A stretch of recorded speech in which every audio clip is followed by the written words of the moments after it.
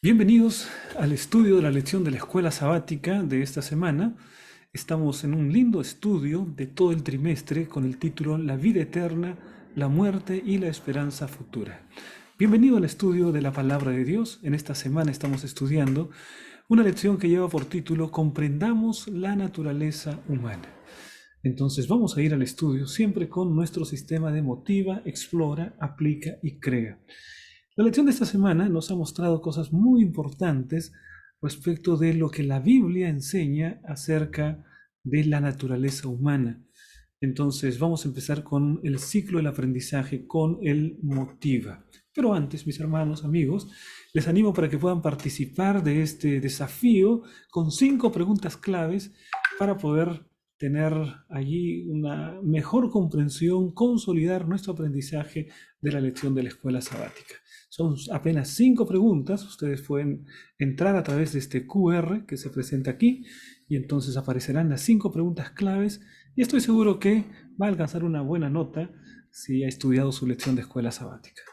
Vamos entonces al desarrollo de la lección de la escuela sabática.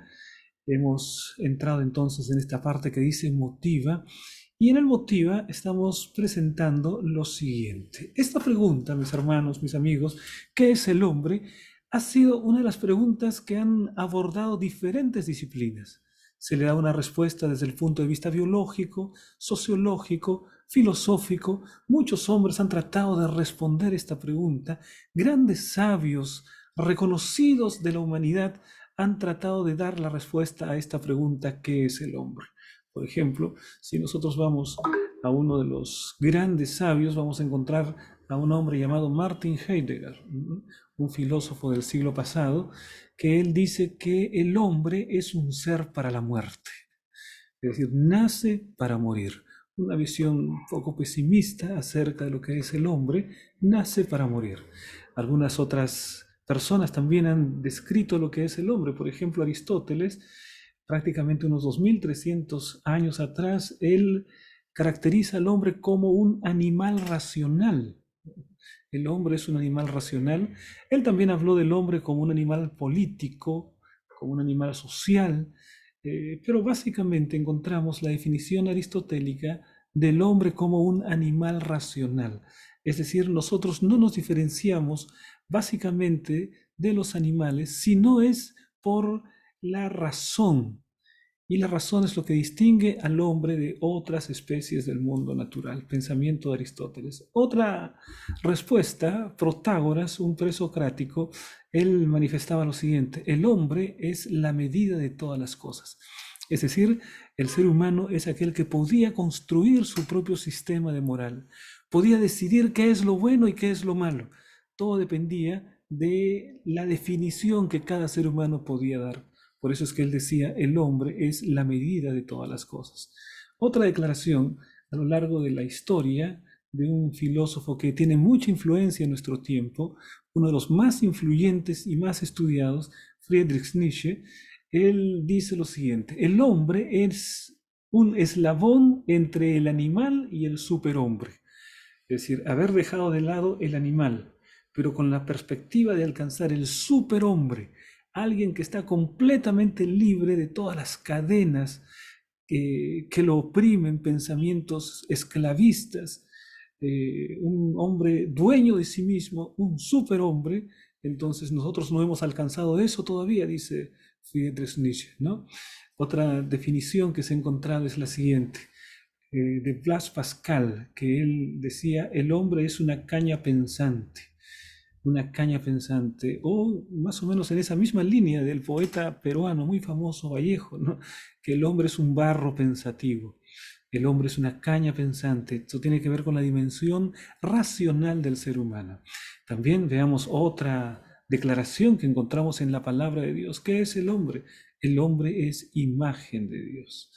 Entonces, hay muchas y muchas personas que han reflexionado acerca de esta pregunta, ¿qué es el hombre? Y hay muchas respuestas que se han dado. La palabra de Dios nos dice que el hombre es imagen de Dios. Qué bonita definición esa de la Biblia, mis hermanos. Sin embargo, veamos uno de los pensamientos más comunes acerca de la naturaleza humana. Este es el pensamiento de Platón, que él pensaba que el hombre está compuesto básicamente por dos grandes elementos, el cuerpo y el alma. Y él decía que el cuerpo es la cárcel del alma. En la definición platónica, el cuerpo es la cárcel del alma. ¿Esto qué quiere decir? El cuerpo tiene que ver con lo material, tiene que ver con aquello que se puede tocar. El cuerpo tiene que ver con lo que es corruptible, con lo que es degradado, ¿no? Es la parte material del hombre, eso es el cuerpo. Y entonces el alma tiene que ver con lo perfecto, lo puro, lo inmortal, porque en la mente de Platón habían dos grandes mundos, el mundo de las ideas y el mundo material. Y entonces el cuerpo correspondía al mundo material y el alma correspondía al mundo de las ideas. El alma había estado gozando antes de venir a este mundo, en el mundo de las ideas, contemplando la idea perfecta del bien, contemplando las ideas perfectas, contemplando el bien supremo que es Dios en el cielo platónico, pero después vino a este mundo y quedó preso dentro de un cuerpo. Pero en el momento de la muerte, el cuerpo, que es lo degradado, ¿no? Lo material, entonces queda allí, y mientras el alma regresa al mundo de las ideas para tener contacto con las ideas perfectas, el cielo de las ideas. Es por eso que muchas personas dicen que el cristianismo tiene una relación muy estrecha con el platonismo. Aquellas personas que no conocen la palabra de Dios, ¿no? Que no dan una descripción exacta acerca de lo que es la Biblia y lo que la Biblia dice. Porque vamos a ver que la Biblia está alejada completamente de ese pensamiento. Sin embargo, esta idea de cuerpo y esta idea de alma ha influido mucho en nuestra cultura, al punto que muchas personas piensan precisamente eso, ¿no? Que después que uno muere, el cuerpo queda allí, que es lo material, que es lo imperfecto, pero el alma, como pensaba Platón, sale no para un mundo de las ideas, sino ellos dicen van para el cielo si fueron buenas, van para el infierno si fueron malas, y si fueron más o menos, entonces van para el purgatorio, un estado intermedio, donde después próximamente decidirán si van al cielo o van al infierno. Entonces esa es más o menos la visión. Ustedes pueden ver que esto viene desde Platón, pero la idea de la inmortalidad del alma viene de mucho antes de Platón. Viene desde los egipcios, pero la idea de los egipcios viene mucho antes todavía.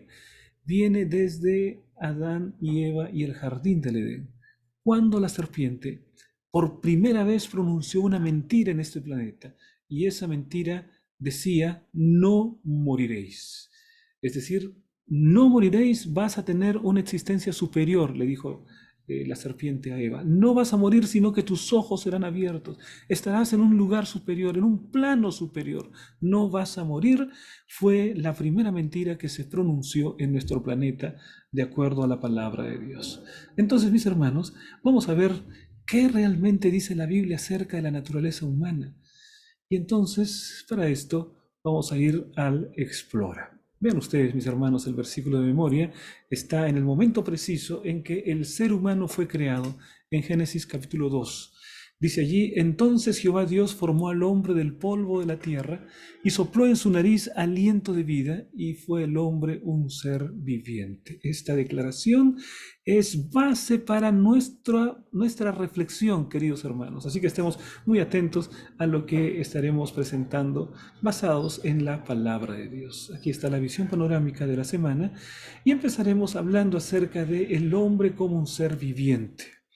El hombre como un ser viviente, ya hemos visto en Génesis capítulo 1, versículo 24. Veamos otra vez, dice allí, luego dijo Dios, produzca la tierra seres vivientes según su género, bestias y serpientes y animales de la tierra según su especie, y fue así. Aquí está la creación de los animales. Lo interesante es que la palabra de Dios dice, produzca la tierra seres vivientes según su género. Es decir, los animales fueron creados de la tierra. En Génesis 1:26 se habla acerca de la creación del ser humano, del hombre. Dice, entonces dijo Dios, hagamos al hombre a nuestra imagen, conforme a nuestra semejanza. Aquí entonces está la decisión del Señor nuestro Dios de crear al ser humano. ¿Cómo es que iba a crear al ser humano? Dice, hagámoslo a nuestra imagen, hagámoslo conforme a nuestra semejanza.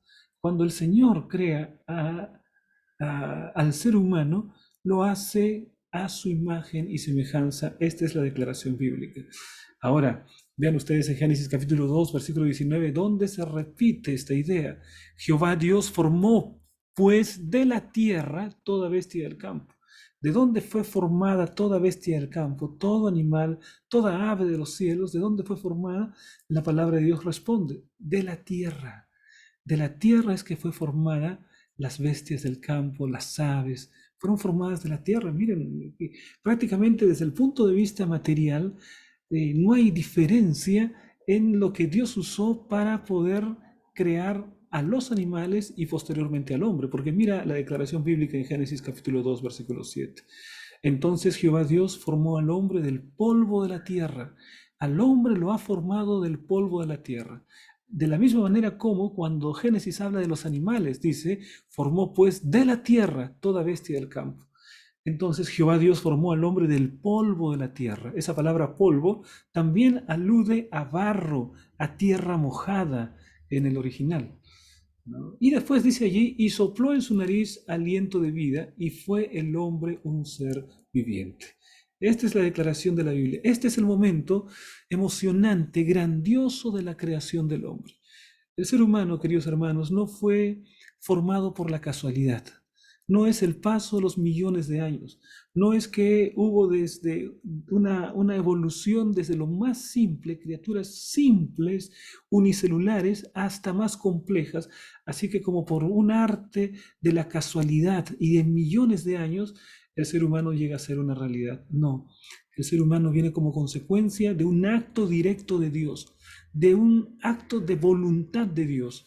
Entonces Jehová Dios formó al hombre del polvo de la tierra. Esa idea de formar nos muestra a un Dios que está en contacto directo con el barro, ¿no? Lo formó como un modelador, lo formó del polvo de la tierra. Y dice también, sopló en su nariz aliento de vida. De manera que aquí tenemos la fórmula perfecta de la vida. Según la palabra de Dios, tenemos entonces este resumen del versículo, ¿no? Esta es la fórmula que nosotros tenemos de la vida, según Génesis capítulo 2, versículo 7. Dice, entonces Jehová Dios formó del polvo de la tierra más el aliento de la vida al hombre y fue el hombre un ser viviente. Esta, queridos hermanos, es la fórmula que encontramos en la palabra de Dios. Dos grandes elementos para dar origen al ser humano.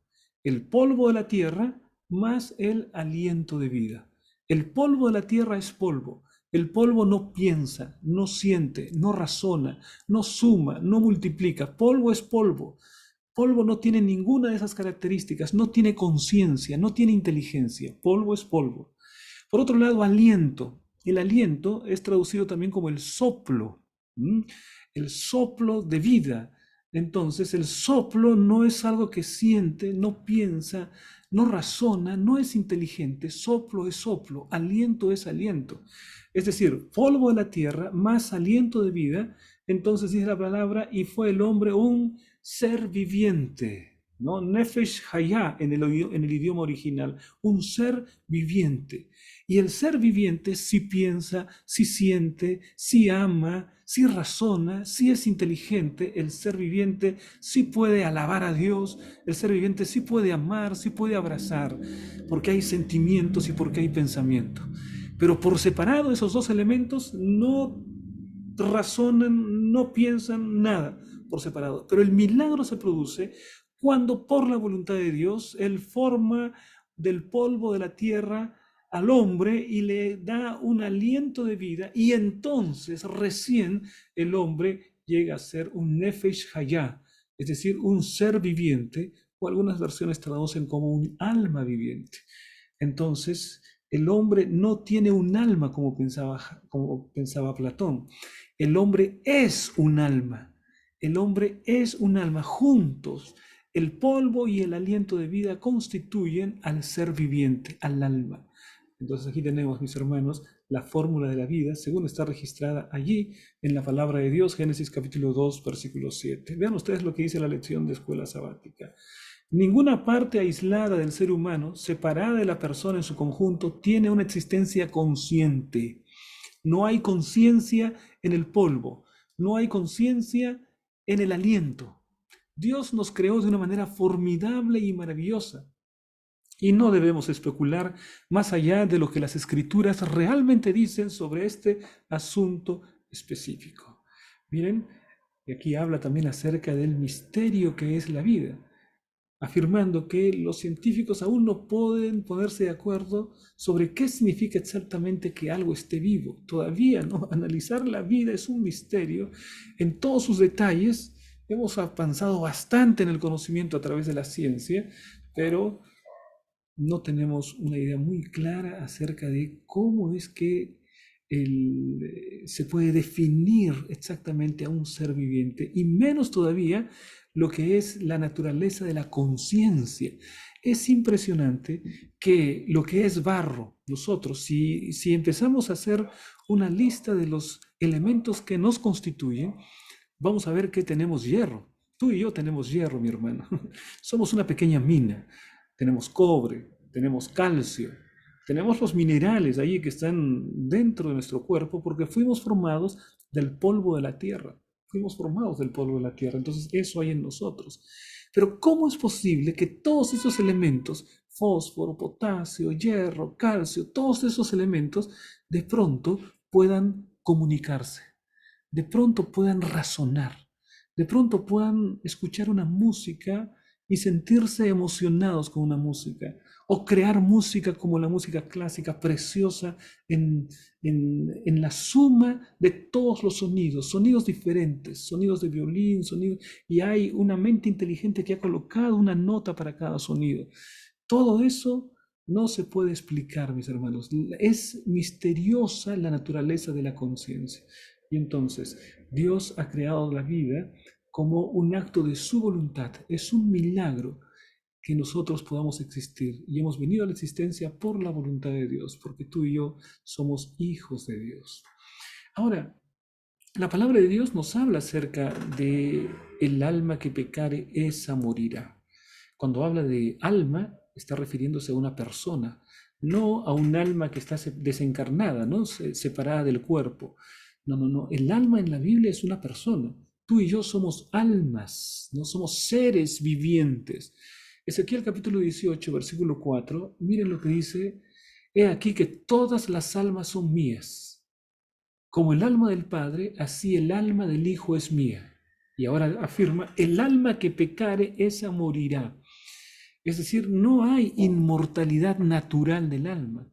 Dice el Señor: el alma que pecare, esa morirá. Entonces, no es que hay inmortalidad del alma. Vean ustedes en Mateo capítulo 10, versículo 28, también nos explica un poco acerca de esta realidad de la naturaleza humana. Dice Mateo capítulo 10, versículo 28, y no temáis a los que matan el cuerpo, mas el alma no puede matar. Temed más bien a aquel que puede destruir el alma y el cuerpo en el infierno. Entonces está hablando acerca de el alma puede ser destruida. El alma no es inmortal. No es que después que muere hay un espíritu desencarnado por allí que está vagando, o que va al cielo, o que se reencarna, o cualquiera de estas ideas que tiene que ver con la inmortalidad del alma, ¿no? Dice el Señor aquí: el alma muere. El alma puede ser destruida, hablando acerca de esa naturaleza consciente del ser humano. Entonces la Biblia no nos habla acerca de la inmortalidad. La Biblia nos habla acerca de que el alma puede ser destruida. Y más todavía dice allí Romanos capítulo 3, versículo 23, por cuanto todos pecaron y están destituidos de la gloria de Dios. Es decir, todos nosotros tenemos una naturaleza pecaminosa. Y por eso estamos destituidos de la gloria de Dios.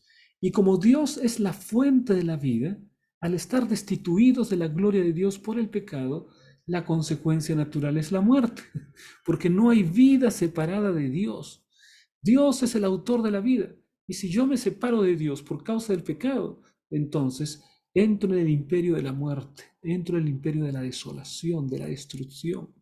Eso es lo que la palabra de Dios dice. Juan capítulo 6, versículo 40, dice lo siguiente: y esta es la voluntad del que me ha enviado, que todo aquel que vea al Hijo y cree en Él tenga vida eterna, y yo le resucitaré en el día postrero. Es decir, la vida no es algo que sea natural en nosotros, no es un principio que viene dentro de nosotros. La vida es algo que viene de afuera. Necesitamos de un poder extraordinario, exterior a nosotros, para poder tener vida. La vida no está en nosotros mismos. La vida está en Dios. Morimos porque estamos destituidos de la gloria de Dios. Y también dice aquí: todo aquel que ve al Hijo y cree en Él tenga vida eterna. Es decir, la vida eterna no es natural en el ser humano, no es natural para el ser humano. No hay una inmortalidad necesaria, sino que la inmortalidad la tenemos en relación con el Hijo. El que cree en Él tenga vida eterna, y yo le resucitaré en el día postrero. Qué tremendo, mis hermanos. Esa es la esperanza cristiana, es la esperanza de la resurrección.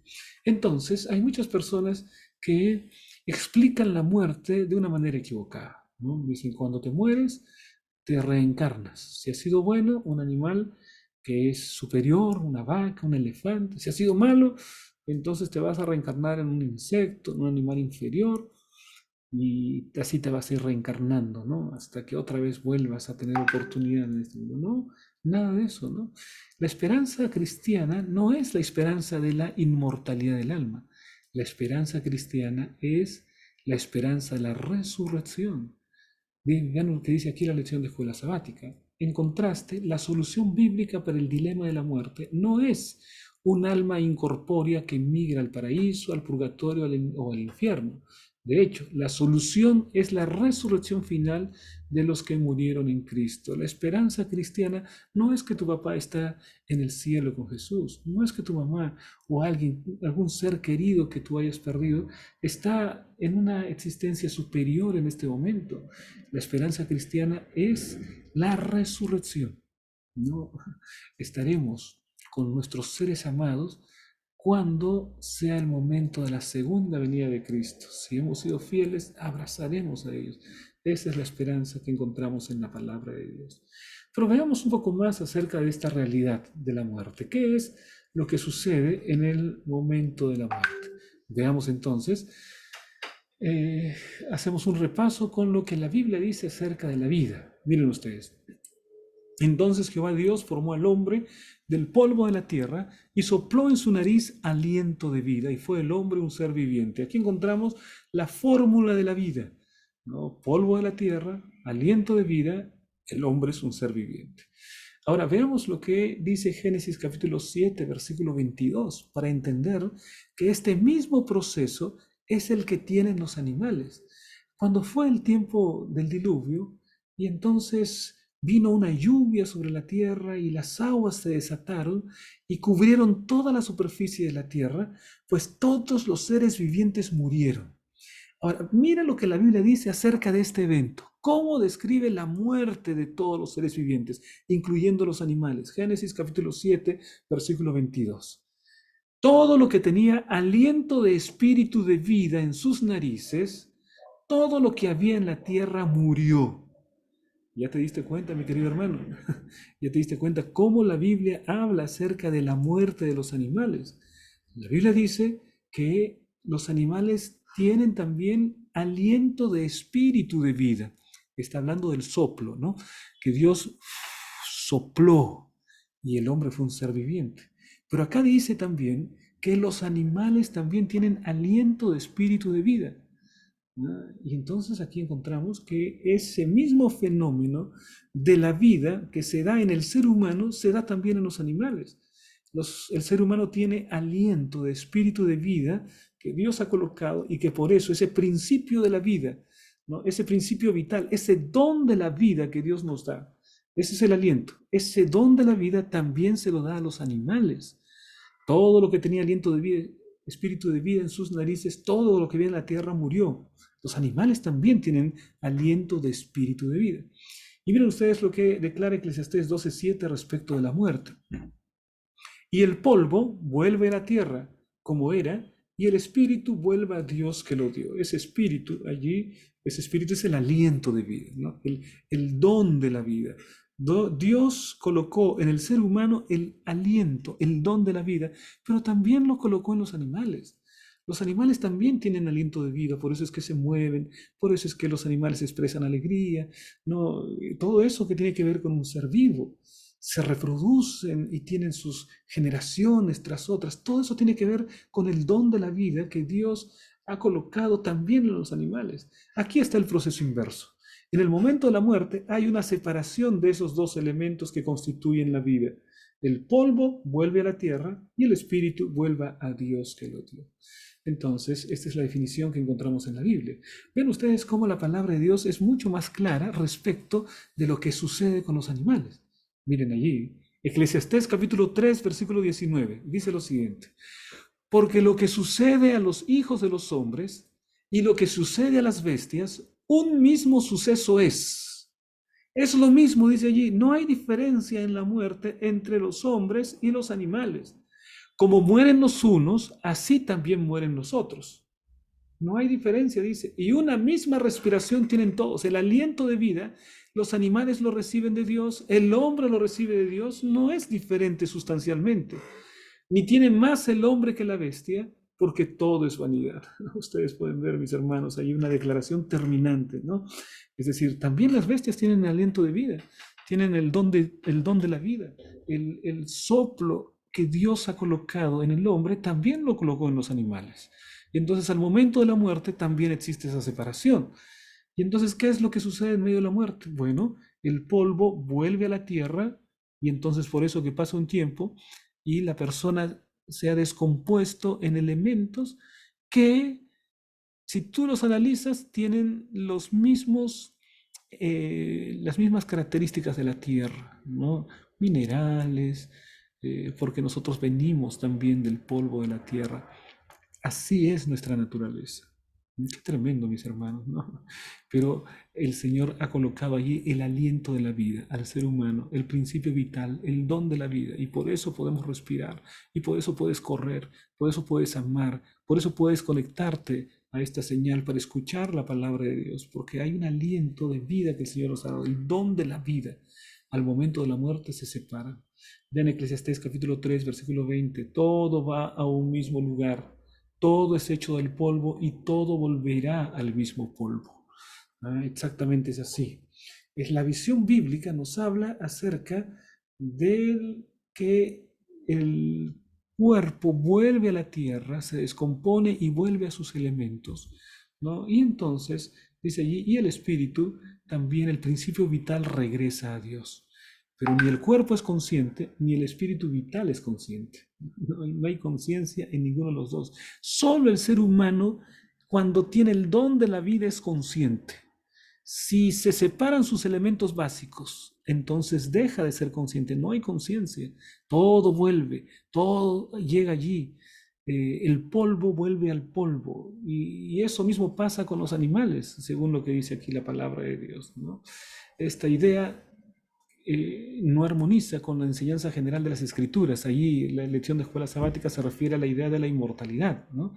Al contrario, dice ahí, como en el mismo proceso de muerte ocurre tanto con los seres humanos como con los animales, la muerte no es otra cosa que dejar de existir como seres vivos. ¿Qué es la muerte? Simplemente dejar de existir. Se han separado la parte del polvo de la tierra, del aliento vital, del don de la vida, y el hombre, bueno, la existencia se disolvió, ¿no? Se ha disuelto, y entonces allí termina la historia de nuestra vida. Vamos a decir, es un punto seguido, no es un punto aparte, es un punto seguido, porque la esperanza cristiana es la resurrección. Cuando venga Jesucristo, lo que Él va a hacer es nuevamente crear la vida. Y entonces aquellos que están en los sepulcros, otra vez al mandato de la voz del Rey del universo, del Creador, van a resucitar, ¿no? Y dice ahí, los muertos en Cristo resucitarán primero. Miren ustedes, la palabra de Dios nos habla un poco más acerca del estado de inconsciencia que sucede cuando una persona muere. Job capítulo 3, versículo 13, dice lo siguiente: pues ahora estaría yo muerto y reposaría. Job está en un momento de queja, un momento terrible. Hay una quiebra total, quiebra financiera, quiebra emocional, quiebra familiar, quiebra de la salud personal. Y entonces él dice, mejor yo no hubiera nacido, Señor. Mejor me hubiese sido, porque si yo no hubiese nacido, entonces estaría mejor, no estaría sufriendo como ahora.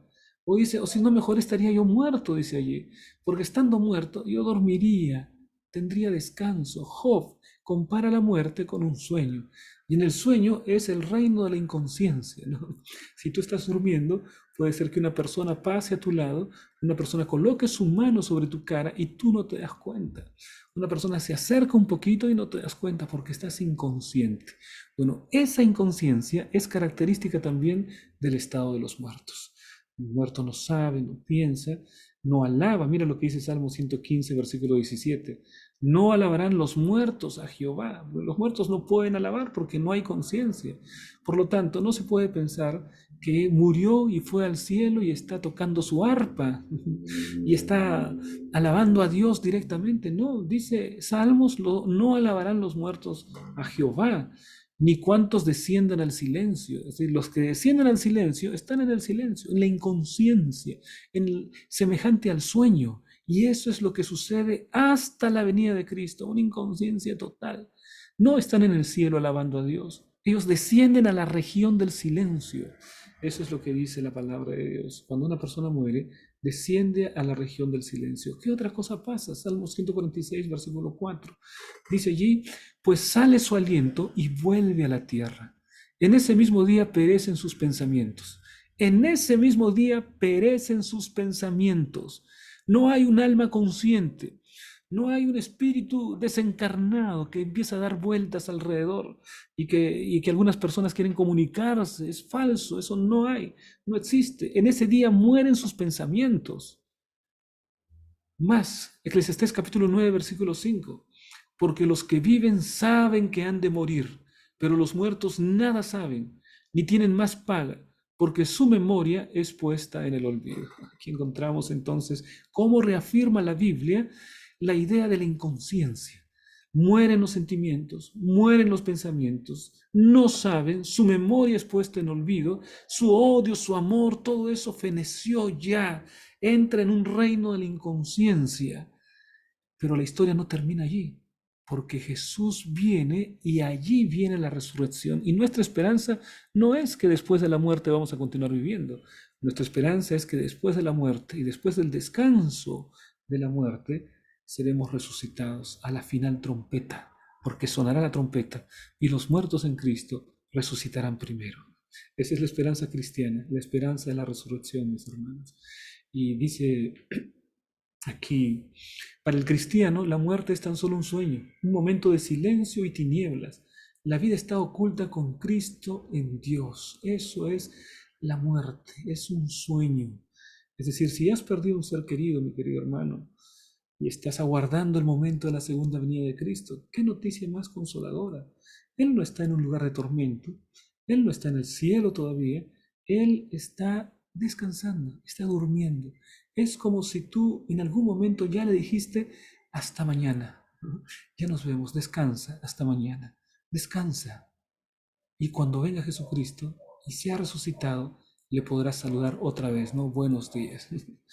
Entras en el descanso, pero después viene el despertar.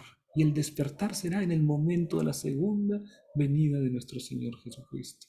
La muerte, mis queridos hermanos, es tan solo un sueño. Esta muerte, esta primera muerte, no hay que tenerle miedo a esta muerte.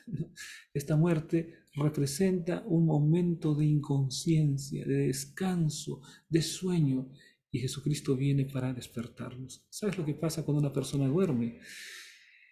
Cuando una persona duerme, el tiempo no tiene ningún significado. Si empezó a dormir a las 8 de la noche y se levanta a las 10 de la mañana del día siguiente, no parece que pasaron 14 horas, ¿no?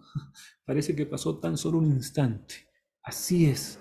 Nuestro último pensamiento al momento de morir será nuestro primer pensamiento al momento de la resurrección. Nuestro último pensamiento. ¿Por qué? Porque después de la muerte viene el estado de inconsciencia. Y cuando el Señor resucita, su último pensamiento será el primer pensamiento. en el momento de la resurrección. Así que si el pensamiento fue de una entrega al Señor, fue de colocar su vida en las manos de Dios, fue pensar en la esperanza de la resurrección y de ver a Jesucristo, en ese momento cierra los ojos y prácticamente para él no habrá pasado el tiempo, ¿no? Instantáneamente parecerá que en ese mismo momento la segunda venida de Cristo se produce, ¿no? Entonces, desde ese punto de vista, para aquel que muere, es una manera mucho más rápida de acercarse a la segunda venida de Cristo, porque es como si tú te pones a dormir, pasan 10 años, 15 años, 20 años, no importa cuánto tiempo pase, pero será en un abrir y cerrar de ojos, ¿no? Exactamente como dice el apóstol Pablo. Descansa y abre los ojos y esa es la segunda venida de Cristo. Y entonces, mis hermanos, la palabra de Dios es maravillosa y nos habla acerca de esta realidad. Ven ustedes también otra manera como la Biblia habla acerca de la muerte. Génesis capítulo 25, versículo 8 dice, y exhaló el espíritu y murió Abraham en buena vejez, anciano y lleno de años, y fue unido con su pueblo. Qué bonita esta palabra, ¿no? Fue unido con su pueblo. En 2 de Samuel, versículo 7, 12 dice, y cuando tus días seas cumplidos y duermas con tus padres, ¿no? Aquí está hablando acerca de David. Cuando duermas con tus padres. ¿Qué quiere decir dormir con sus padres? Cuando mueras. ¿Qué quiere decir fue unido a su pueblo? Murió. Eso es lo que quiere decir. Primera de Reyes 2:10. Y durmió David con sus padres. Durmió con sus padres. Quiere decir que él entró en el sueño de la muerte. Entró en el descanso de la muerte, así como sus padres también habían descansado. Y así también, un día, si el Señor Jesucristo no viene, nosotros entraremos en el sueño de la muerte, como lo hicieron nuestros padres, como lo hicieron nuestros abuelos, y nos uniremos en el sueño, en el descanso, hasta la venida de Cristo. Y cuando Cristo venga con esa voz de arcángel, con voz de trompeta, los muertos en Cristo resucitarán primero. Y esa es la esperanza, la recompensa, y la esperanza es la resurrección. No es que mueres y vas al cielo. No, no, no, esa no es la esperanza. Esa no es la enseñanza bíblica. La esperanza es la resurrección. Descanso hasta el día glorioso, hasta la mañana gloriosa de la segunda venida de Cristo. Eso es, mis queridos hermanos. Y de esta manera la palabra de Dios habla de dormir con los padres. Los que mueren en Cristo pueden ser enterrados cerca de sus seres queridos, pero aún así no hay comunicación entre ellos, ya que en realidad la muerte es la no existencia. Deja de existir. No hay comunicación, no hay sentimiento, no hay razonamiento, no hay inteligencia, no hay odio, no hay nada de eso, no hay conciencia. Hay un estado de inconsciencia hasta la segunda venida. El Señor, como a Lázaro que le dijo, Lázaro, a ti te digo, levántate. El Señor en la segunda venida a todos los muertos simultáneamente, todos los que murieron en Cristo resuciten y se producirá la resurrección. Y allí nos encontraremos con nuestros amados. Y allí me encontraré con papá, mi padre que falleció hace 2 años. Me encontraré nuevamente con él y será un abrazo tremendo y con toda la familia y todos nuestros seres queridos. Nos reuniremos en ese momento especial cuando Jesucristo resucite en un evento creativo a todos aquellos que murieron en su nombre, ¿no? Yo espero ese día, mis hermanos, ¿no? De poder abrazar nuevamente a papá y a nuestros seres queridos, aquellos que hemos perdido, porque esa es la esperanza de la resurrección. Vamos a ver un resumen, mis hermanos, a través de este cuadro. Jehová Dios, Él creó los animales, y eso está en Génesis capítulo 1, versículo 24. Creó los animales. A los animales los creó tanto de la tierra, pero también colocó en ellos aliento de vida. Así que básicamente no es diferente lo que se hizo con los hombres que lo que se hizo con los animales. La gran diferencia allí podríamos encontrar 2 cosas. Dios crea a los animales del polvo de la tierra, pero no los modela con su mano. Al ser humano Dios lo modela con su mano. Y otra cosa, no lo hace a imagen y semejanza. Los animales no tienen imagen y semejanza de Dios. Los seres humanos sí. Pero después el proceso es prácticamente el mismo, ¿no? Del polvo de la tierra y aliento de vida. El animal vive porque su vida depende de Dios también. Esa es la naturaleza que la palabra de Dios nos menciona acerca de los animales. Y esto es lo que hemos dicho, ¿no? Esto es lo que hemos visto en Eclesiastés, porque lo que sucede a los hijos de los hombres, es decir, a los humanos, y lo que sucede a las bestias, los animales, Es un mismo suceso, ¿no? Es lo mismo exactamente. Muy bien, ahora vamos a ver qué es lo que la Biblia nos dice acerca del proceso con los seres humanos, al hombre. ¿Qué fue lo que hizo con el hombre? Lo hizo del polvo de la tierra y sopló en su nariz aliento de vida. Pero este aliento de vida hace la unión de estos dos elementos, forman un ser viviente. Pero después la palabra de Dios nos explica también qué es lo que sucede en el momento de la muerte. ¿Qué sucede en el momento de la muerte? En el momento de la muerte hay separación del polvo con el aliento, se separan. Y cuando se separan, no existe ya ningún rasgo de conciencia. La conciencia solamente existe en la unión de los dos elementos. Cuando se separan estos dos elementos, polvo y aliento, deja de haber conciencia. Los muertos nada saben y su memoria es puesta en el olvido.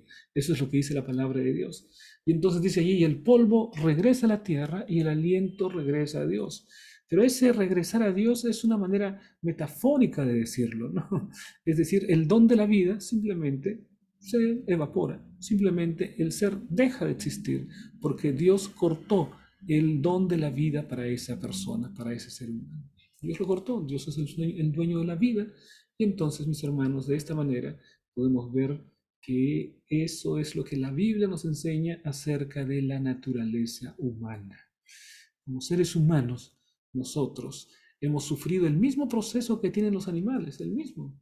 Eso dice la palabra de Dios, el mismo. La diferencia es que Dios nos moldea y Dios nos hace a su imagen y semejanza, algo que los animales no tienen. Esa es la diferencia. ¿Y qué es la imagen y semejanza?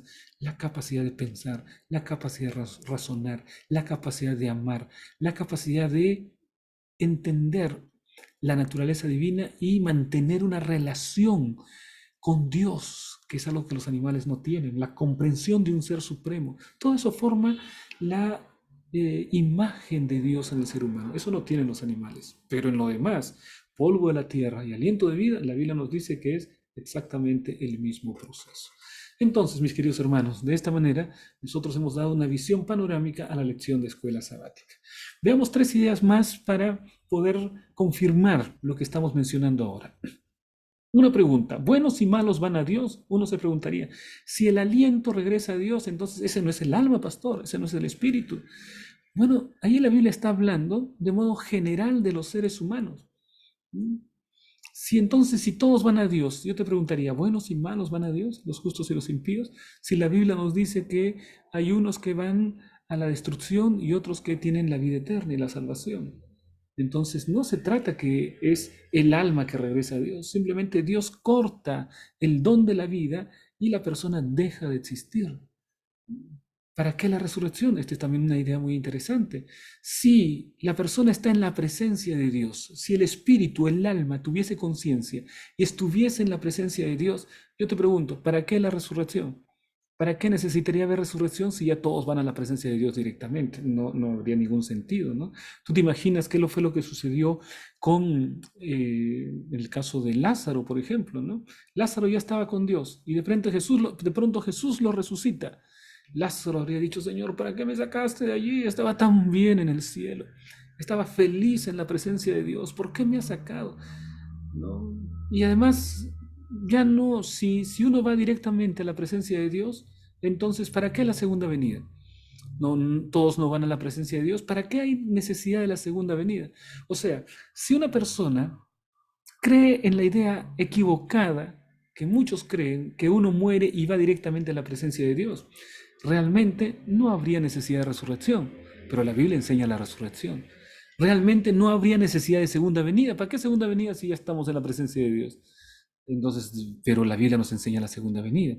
Por lo tanto, es claro que la Biblia no nos enseña que la persona muere y tiene un alma incorpórea que va a la presencia de Dios. Eso no nos dice la Biblia, ¿no? Simplemente la separación de los elementos da origen a la muerte, que significa la inconsciencia, que significa la no existencia, hasta que Cristo viene y nuevamente Él produce el don de la vida a través de la resurrección.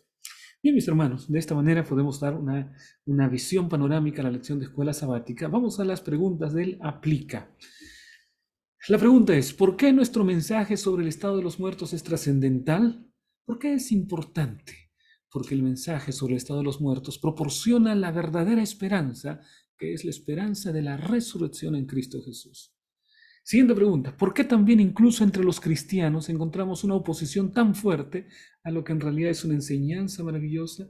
Tristemente, mis hermanos, muchas personas han sido influidas grandemente por la filosofía griega, por la idea del alma y el cuerpo como si fuesen entidades que son separadas en el dualismo, ¿no? Un dualismo griego que entró en el cristianismo a través de pensadores cristianos que dieron origen también a muchas iglesias que creen en la inmortalidad del alma. Pero la palabra de Dios claramente nos enseña que es un estado de inconsciencia hasta la venida de Cristo. Por eso es necesario la resurrección y por eso es necesario la venida de Cristo, porque esperamos hasta que Él venga. No es que ya nos adelantamos y ya nos vamos al cielo de frente. No, no, no, esperamos hasta la venida de Cristo. Por eso se necesita la venida de Cristo y por eso es necesaria la resurrección. Maravillosa enseñanza de esta esperanza cristiana de la resurrección. Vamos con el CREA, mis hermanos. Y en este CREA tenemos aquí un desafío que les animo para que ustedes puedan realizar, que es el desafío Kahoot de las 5 preguntas claves de la escuela sabática. Allí está el QR. Entra, son 5 preguntas para consolidar el aprendizaje sobre esta lección. Comprendamos la naturaleza humana. Entra entonces a través de tu dispositivo y responde las preguntas.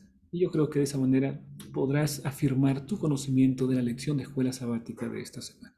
Muy bien, de esta manera hemos terminado con la lección de esta semana. Les animo para estudiar también la próxima semana.